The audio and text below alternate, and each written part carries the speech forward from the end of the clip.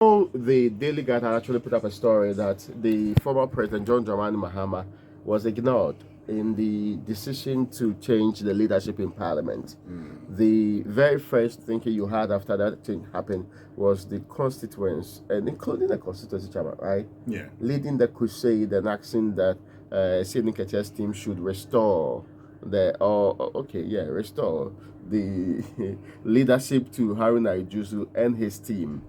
The apparently the general secretary has spoken on Asempa FM and debunked the claim that the former president was not consulted.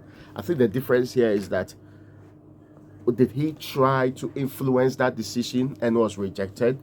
You can consult somebody. This government has taught us something about consultation.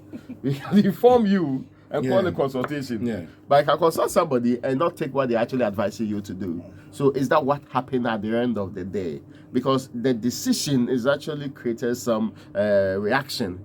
In Asawasi, for example, the people were up in arms last night, insisting that they didn't understand why the member of parliament, and in all fairness, I've said before that when it comes to Muntaka, based on performance in parliament alone, I really, really think that the gentleman should, even if they don't want to keep him as whip, he should have a role to play. I was thinking if he had been upgraded to, say, deputy majority leader, it would have worked that minority leader, it would have worked that nice. Because you cannot take it away from him when he's on the vetting committee, when he's doing some of his crusades. Some of them are actually largely in the right direction. So, in fact, I'm still thinking that even if he's not going to be in leadership, no matter where Muntaka is placed, he should be made active in Parliament to do the work that he was doing previously. But all of these brouhahas suggest one thing. The MPs say, oh, we don't have a problem with the new leaders. We just have a problem with how they were elected. There are 60 or so MPs. The other group says, please, let's make the change and move on. The bigger concern is actually about what we will do going into 2024 and our work in Parliament. Let's concentrate on those ones.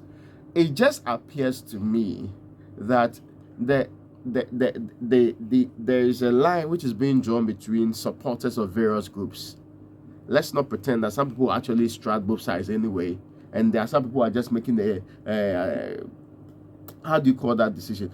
They're just making the call for better consultation. But if a decision is already taken, if they consult you, would you want it reversed before they consult you, or consult you and now when they take into in consideration your view, they should now reverse the decision? Or if you support the final decision, then let it roll, or you think that something else should happen. I am unclear in my mind what really is causing the current division over this matter. If you think that the people have not consulted you, consultation appears to me now water under the bridge. So can they change the decision tomorrow? Should they revert to the old people and consult and now bring in the new people? What will be the point? Winston? Well, what will be the point? I mean, at this point, the party cannot go back, to be very honest with you. It would even look like there's a weak leadership. Exactly. I mean, the party can't go back. And a combination of Fifiquite and Johnson. I mean, for all those who are calling on the party to, rescind the decision, the party would not do that. I'll be surprised if the party did that. And so, something the party wouldn't do. Fifiquite had indicated that, they were going to speak to the minority caucus. That's something they can do. And they probably would explain to them. But, in the meeting with the minority caucus, already the minority is divided, 77 for 60 against. Well, the party leadership would have some work to do. But I think that, like I said it the last time, I said the timing was not right. If you are Mohamed Mubarak Muntaka, the timing does you so much injustice, if I could put it that way. Because clearly, this is going to arm his opponent in the Asawasi race. Because, but if the man has been removed by party leadership, any propaganda you put on him, it will fly.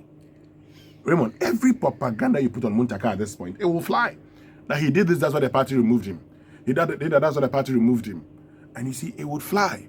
And so, yes, the decision has been made, but the decision could have been delayed a little bit, and that's what some of the guys are talking about. And you can understand that. Why don't you wait until the primaries are over?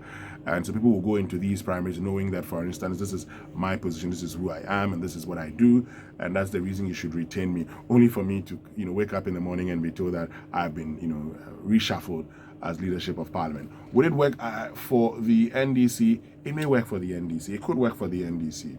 The economy would be a major issue, but I think that going forward, the major thing about the economy though would be that the NDC, if they want to win the economic debate, should just not focus in Parliament. They need somebody more than just minority leader to be championing the economic policies, because I would want to know the NDC's economic policies. It's not just telling governments they are not doing well, but it should be telling us what you would have done different. So what you will do should come from either your flag bearer or your running mate. Or maybe if you want the minority leader to be organizing these briefings and all of that, the lectures the NDC can learn from the MPP, they should do. They should be sustaining conversation about the economy with proposals on the ground. And when we take those proposals, I would say, okay, this is why you should vote for the NDC. If the proposals are not good, you probably will say, come back again. And then we are having, a thriving democracy.